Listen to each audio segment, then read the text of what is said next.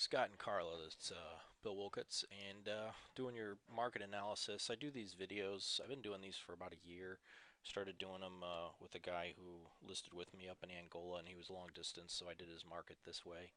And then I just posted on YouTube so he could watch it. And I've been doing them this way. Um, as opposed to sitting down and meeting with you, which I'm open to doing, that's fine. But sometimes when I come to the house, I can only bring paper with me and I can't show you the photos. This allows me to show you photos of the other houses, which I'm comparing your home to.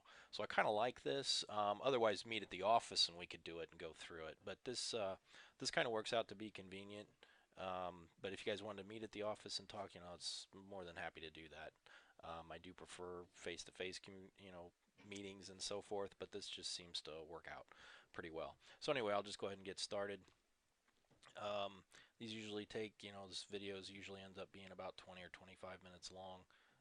But anyway, I'll try and get through it as quick as I can. The nice thing about the videos is that you can stop it at any point. So if I flip through something really quick, just click pause and you can look at what I was talking about in more detail. So anyway, here's a few detailed pieces of information on your house. This is data pulled from an old listing from when you guys bought it. Now here is the adjustments. Now what we're doing here is basically doing like an informal appraisal. I'm not a licensed appraiser, don't know all the exact scientific methods and all that kind of thing, but I can still get really, really close. The other thing is with appraisers, if you send 10 appraisers into a house, you're still going to get 10 different answers on value. So we get close enough. Now the thing is here, what appraisers do is they'll take the differences in the house, the square footage, bedrooms, bathrooms, and they'll assign a dollar value to that based on like a price per square foot, or just knock off or add $3,000 to $5,000 for an additional bedroom, depending on the price range you're in. Obviously, the higher you go in price range, the more value they're going to place on a half bath. So, in a lower end house, they may put a $500 value on a half bath. In a higher end, they might put as much as 1,500. When you get into the three and $400,000 ranges. So anyway, so here's the adjustments that have been made. These are the properties, and I'll show you these in a couple different ways so you can look at it. But just to give you an idea, there's only three properties. There was only three solds that I think they were just minimum availability. But these kind of stuck out, so these are what I've used to do this. This is also what an appraiser is probably going to use as well when they appraise the home. These are all sold listings within the area, and I'll show you a map that have sold within the last year. Appraisers can only use a year, the last year of sales. If they go outside that, they've got to justify it, or if they go really far away, they got to explain that as well. So here, first one, original price sold at 155 with the adjustments for difference in square footage, um, in the basement and finished square footage and things like that. This one had about a 1 acre lot, and I'll show you that, but adjusted for $7,000 in the lot size because it was much bigger than yours. So, and I think it had an extra bedroom. So the adjusted price came out to 147.7. This other home came out to 149, and this other one, which was really a low-priced home and a weird-looking home, but I adjusted it anyway, used it anyway, but got up to about 143. So on the next page here, you'll see this lays out the three properties in an easy to compare format. Here's your property right here, the very first one. Here's all the details, square footage and so forth, two-car garage and whatnot. And then if you just go right across, you can see the differences in the above ground square footage. And what I do there is take the 2132 minus 1738, and I multiplied it times $25 a square foot, and then that gives you that adjusted number. And then those figures, here's more details, but those figures are also down here too that were on the previous page. These are all the adjustments. But I showed you the other page because it does not have the adjusted prices. So you can go back up and we can take a quick look at that again. So 147, 149, and 143. And again, if you want to stop and look at any of this, just hit pause. So here just gives you some number crunching here, median averages and so forth. Um, and I'll email this to you. I'll email these documents to you. The only thing I can't email is the listings that I'll show you here in a minute, the photographs and stuff. Well, I could email you the listings, but I'm going to go through them here anyway. Okay, so here's some other average figures. Took the average list price and the average sale price. I don't like paying attention to those numbers because we want to look at the adjusted prices. We want to focus on how your home compares to these other homes. So that data is irrelevant. Here's some graphs that just make us look smart. Um, Pretty much every time I do one of these graphs look pretty much the same. so so there's really not much point unless there's like huge swings in the market or something. All of a sudden, these graphs all pretty much look the same because they're all based on percentages. I mean, the figures come out due to percentage trends that we tend to see. Now this is what I think is worth noting here is the adjusted price analysis. The low adjusted price, the high adjusted price, and then the average adjusted price, and that's kind of where we'll kind of focus your value at the moment. So if an appraiser is looking at this, um, this is probably where they're going to come in at is about the mid 140s somewhere. Appraisers are allowed or allotted I think it's a 3% margin of error. So I mean they can go up a good 4 or 5 thousand here on whatever they come up with. So they could have a range. If the real value is at 146, they can go to 141 and 150 almost. So anyway, so here's a map. This shows you your property is the black box right here, number one, and then the other properties where they're located. So one right here near your neighborhood. A couple of them are a little bit further away, but the area there is a little odd. You're kind of getting over here into North Highlands, and that's not really comparable because you're in a newer area. But you can do age adjustments, but you're kind of in just a different, I don't know what you call a different genre of property as opposed to this popular this more more heavily denslated area, or gosh, more heavily populated area. So there's the prices again at the bottom. Um, and that's pretty much it for the analysis. I usually put comments in here, but since I'm doing the video, I'm not going to type anything up. And if you want, save the link to the video. You can always go back and watch it again. So let's take a look at the sold listings. Next thing, another thing we'll take a look at active listings as well. Looking at sold listings is going to give you a perspective on what an appraisal might come in at, because you're looking at actual sold sales where a buyer and a seller have agreed on a price and concluded a transaction. So an appraisal will be based on solds. Now, how to price your property will be influenced by solds, meaning that, well, you know what, it might be, you might think it's worth $160,000, but I can tell you flat out that looking at this data, an appraiser is not going to appraise it for 160. So, however, the other thing is too is to look at active listings, which is going to be other homes that are for sale right now in your area and going to be your competition. So that's who you're going to be competing against. So I like taking a look at the active listings because that gives you an idea as to where to price it to be competitive, because if somebody can get the same house obviously for less money, or a larger house or better house for the same money, obviously whose house is going to sell first. So anyway, so let's take a look at these. There's only 3 of them. We'll just kind of flip through them real quick. This is the one on Gehring Lane. This is a 4-bedroom, so it had an additional bedroom.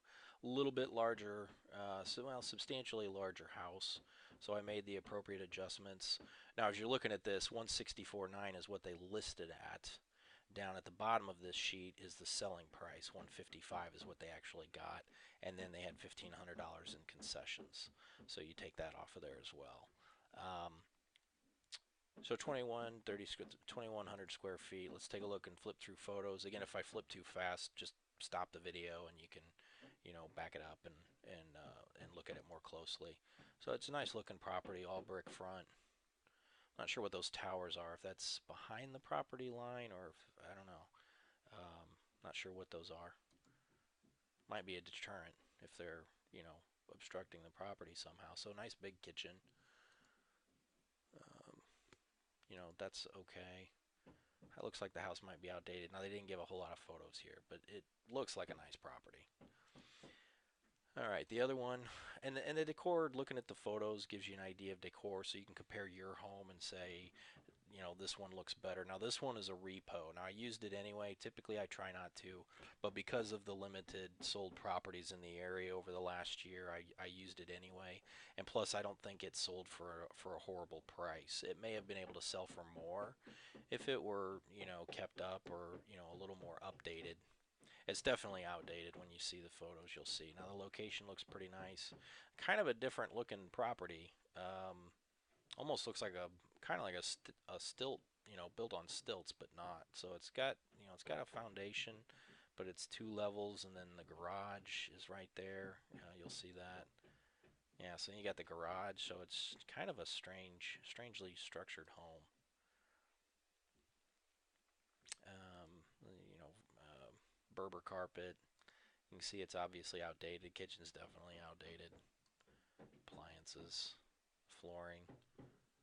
Kind of looks like your floor in your kitchen, though. But anyway, spiral staircase, kind of neat. You can tell the tape over the toilets and the stickers. That's a sure sign of a repo because it's been winterized. Oh, and if you can hear any banging, I apologize. They're putting a new roof on the house right now. Um, but I wanted to get this done for you. I don't think you can hear it too badly, but I hope not. Okay, so here, kind of outdated colored tub. Things are just kind of outdated.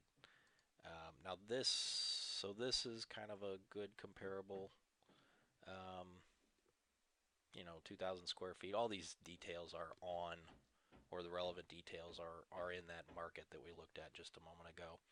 152 is what it sold for. And then there's another one, this other one, which this one only sold, they only asked 125. This is really kind of a strange house. It's actually smaller than yours, um, but they got 115 for it. So this one's kind of odd. It's a little weird, but it is nice looking, really nice looking home on the inside. But I think some functionality, some functional parts of it were really kind of weird. Hot tub there, neat looking porch, definitely some neat looking woodwork, crown molding, wood floors. This is the thing that baffles me. I mean, is that a front door in the bedroom? I don't know. So that's really strange if that's what that is.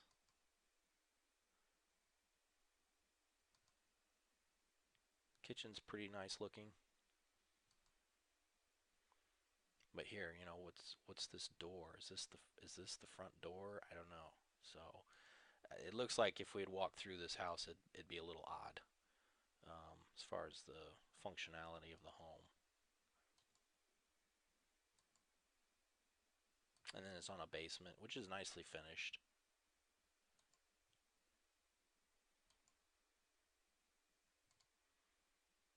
So, and it was on the market for quite a while. So anyway, that gives you an idea on the solds in the area. Um, Based on those, I think you're looking at probably an expected sale price. The only thing that concerns me is the bathroom in the basement of your house.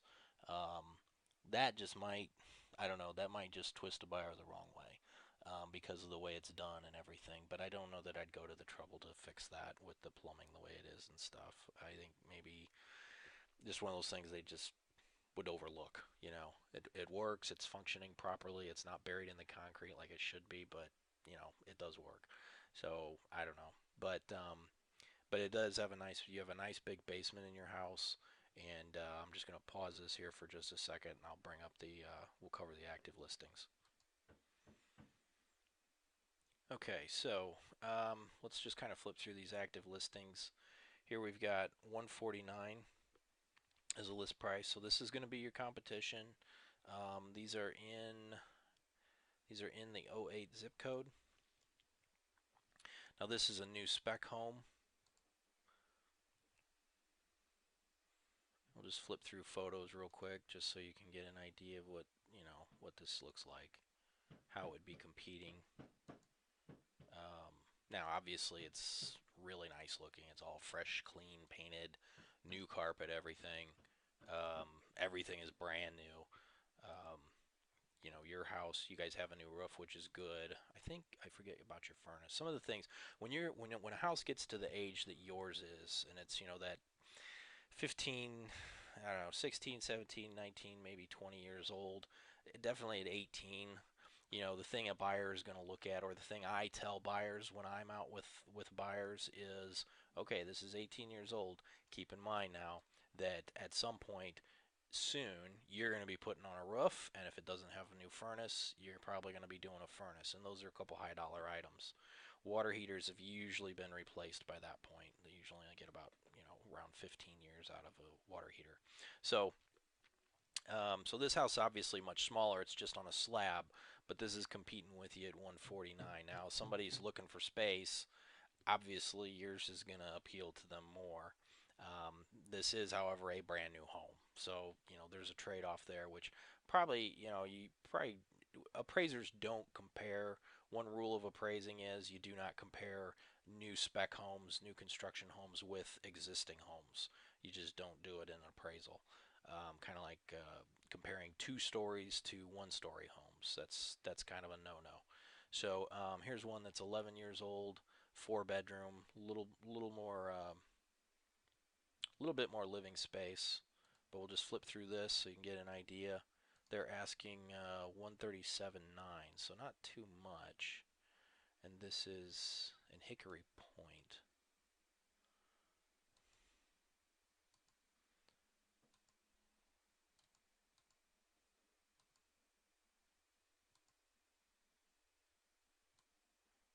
That's a pretty sharp looking kitchen.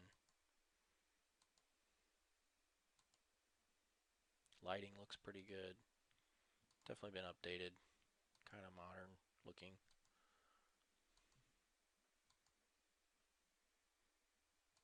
I think this might be a Lancia home. Floor plan looks familiar.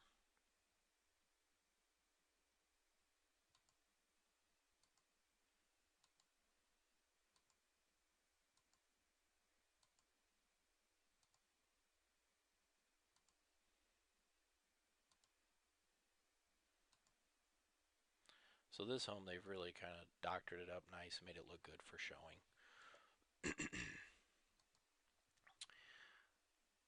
So that's been on the market for 61 days.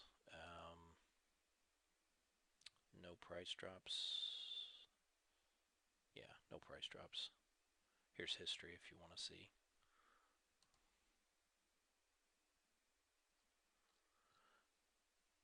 Okay, so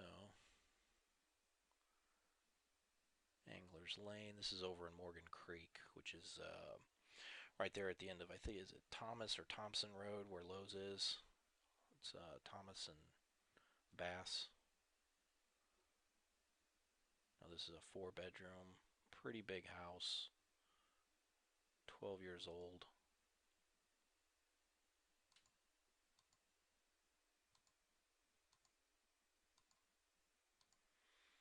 Now these are still going to be Fort Wayne Community Schools. Yeah, as I'm looking at these, I'm thinking replacing that kitchen and bathroom floors are going to be pretty important as far as getting, selling the house and curb appeal.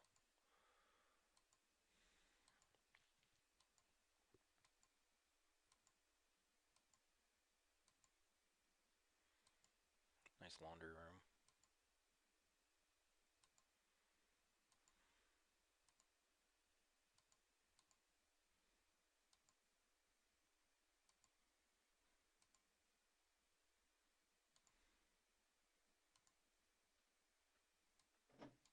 So big house, no basement. So it's just really gonna depend on what people are looking for. Now here's a new home, 133, brand new, 1,500 square feet. This is probably gonna look very similar to the other. Yeah, I think this is a Lancia too.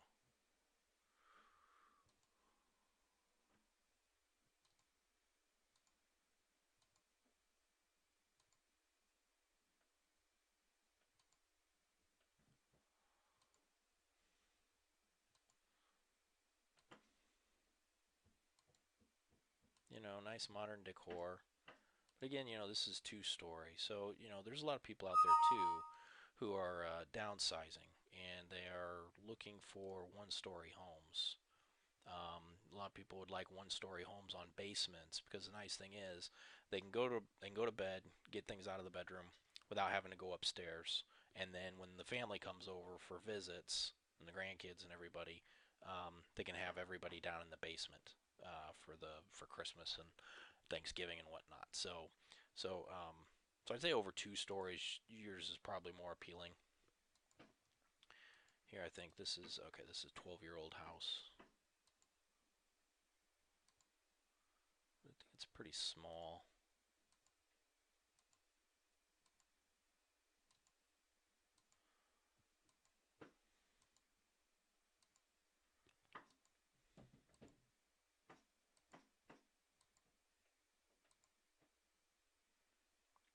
Now, being on the pond, that's nice.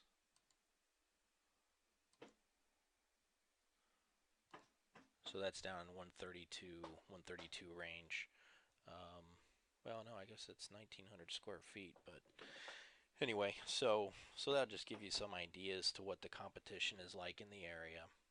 Fort Wayne community, yeah. Let's see here, 129. Here, this is 38 years old. Let's take a look at this one.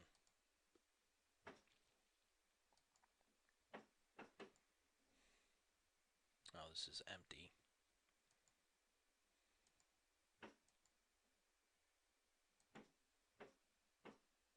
Oh, look at that carpet. Hey. Okay. All right. So you're definitely well above this. That's for sure. Those countertops are terrible. Yeah. So you're definitely a class or two above this property. It does have the basement though. So somebody might compare your house to this one because it's a ranch on a basement as well. Yours is finished, obviously. This one is not. This one is outdated. Yours is updated, and once you get that floor done, it'll look much better.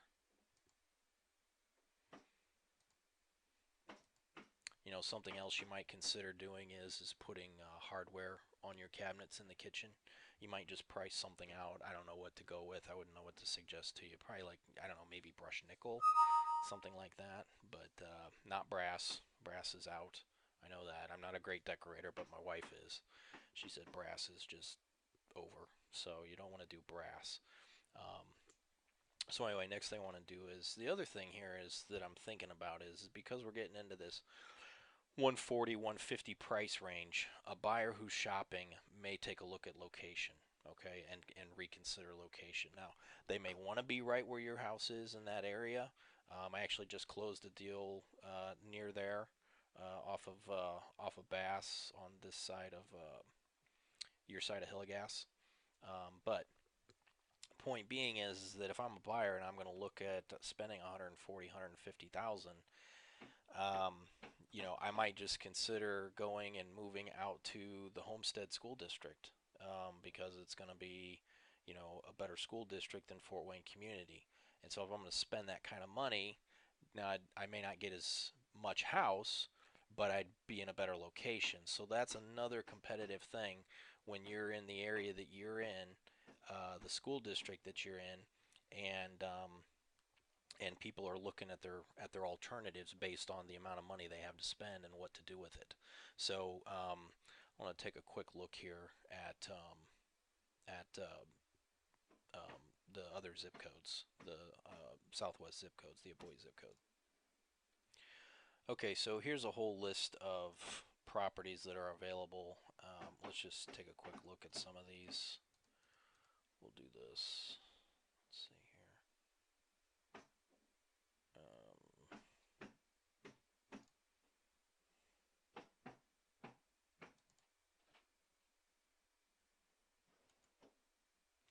okay, so let's just take a quick look at some of these.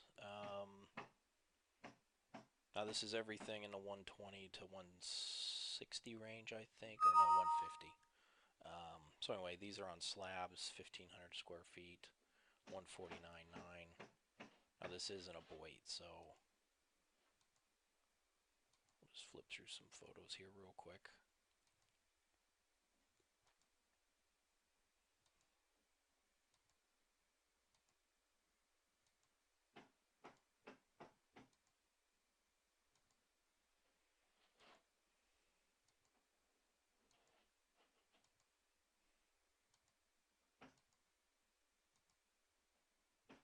Nice backyard.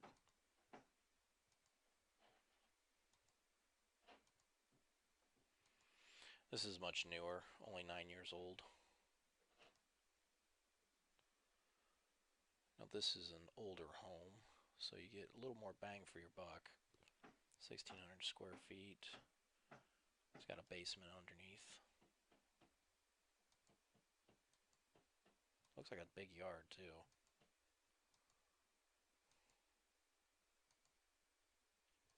Hot tub. Oh, that's outdated, but it is probably, I think that's the basement, I'm guessing.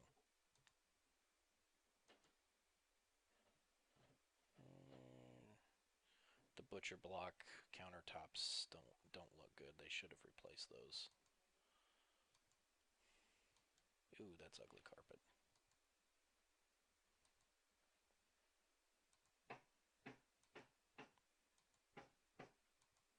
So depending on, location, kind of the give and takes. Oh, this is the basement. That was the upstairs. I don't know how that's going to appeal to people.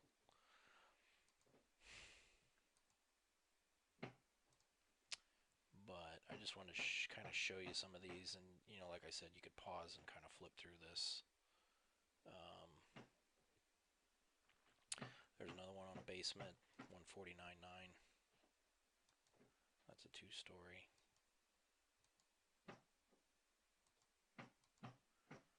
I think this one has some updated decor. Now that I didn't get. Why do they have this long table in the family room? This is very typical of this area where this house is located. These permanent bookshelves with the fireplace right in the middle. Small kitchen like that with the little eat-in area.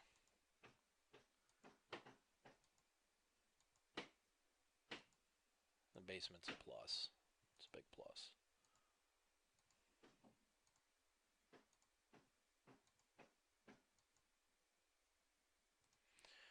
So let's go back here. So you can kind of see you're not getting quite as much house, I don't think.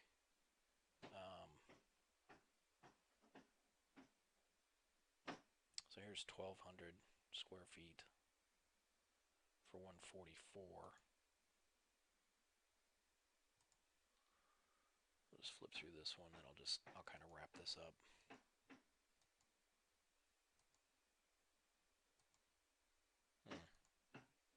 No, I don't like this. Looks like granite countertop, but boy, it's small. So anyway, so hopefully that gives you an idea. Now I'm going to flip to the net sheet here in just a second. Okay, so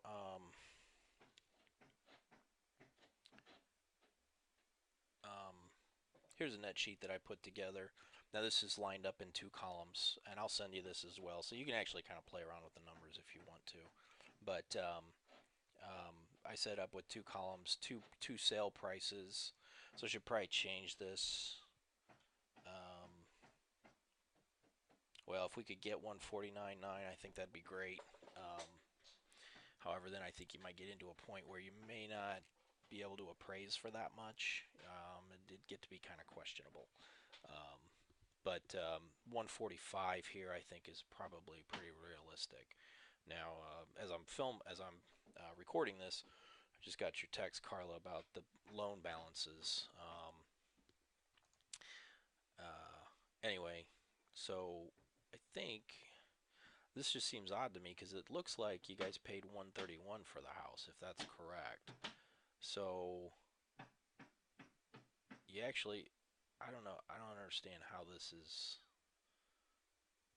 how you owe this much when the sale price I see is 131.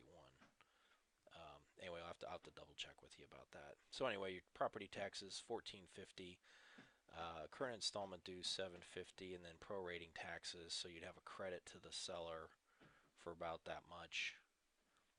These are your closing costs right here. You can see what they are. So you're going to be looking at about $1,100 there, and then now I try to make these amounts conservative. Um, so I kind of give you a worst case scenario. If they ask you for a home warranty, that's going to be about $400. If they can ask you to pay up to 3% of the purchase price towards their closing costs, which is going to be about 4,500. Now that keep in mind that's a negotiable point. If they, if you're down at 145 and all of a sudden they're asking for 3%, well, they just knocked you down to 140. So, you're going to be less likely to do that. So that's a point of negotiation. However, I can pretty much say with good certainty that you will get an offer asking for closing costs, for you to pay closing costs for the buyer. Um, Now, then I just threw in $500 in repairs, miscellaneous repairs, which actually we already know that you guys are going to have probably more than that, with carpet and all that. Actually, I should throw that in there. If you guys are going to do the carpet and the flooring, I'm just going to put in 4,000 because I think that's probably what you're looking at, for all of that, to do those hard floors and to do the carpet in the house. So this is not looking so good. Um, Sales commission, I can cut my side of the commission by a point. Um, so I can do that. Now I can't do anything about. I still got to pay the buyer's agent 3%. So that's what brings your commissions, and then my firm charges a $175 file management fee, transaction fee. Basically, it's for back office type stuff, and I can talk to you in more detail about that. But and you only pay that at closing. So this is how the numbers work out. If these are right, and this is what it sells for, and these are all the costs. I mean, if these loan amounts are right, then this is what you're looking at for a net. So you're actually looking at bringing 7,000 to closing. Um, Now that includes the $4,000 in concessions for the closing. So if I take that and I don't know if you want to look at it that way, take that out. There's what the numbers actually look like. But I'll send this to you, and if you want, the way this is set up, this spreadsheet set up, you just change the boxes that are grayed out, that are in gray, and everything else calculates on its own. So anyway, I was kind of hoping these numbers would look better. I hope I got something wrong here. But anyway, that pretty much wraps it up. I would say that looking at the competition,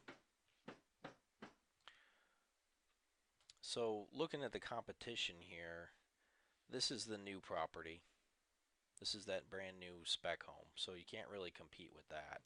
Um, if they're looking for new house as opposed to existing, then there's no comparison, obviously. They're going to compare size and so forth with your house, but I think you might have a tough time because the next time I pull this up and your listing's in here, you're going to be number 8 on the list, listing at about 145 or 149.9. So you'll be number 8 in the list, and I think you might actually have a tough time competing with some of these properties here, particularly like I think it was this one because it's 20, almost 2,400 square feet. So anyway, I don't know if that's good news or bad news. Looks like you're in a situation where you might be bringing money to closing, which isn't good. But at least that gives you some idea as to what you're looking at as far as being competitive and what you can expect to see in an appraisal. Hope this helps, and jot down any questions that you had, and of course, I'll address anything and help you out with anything that you need.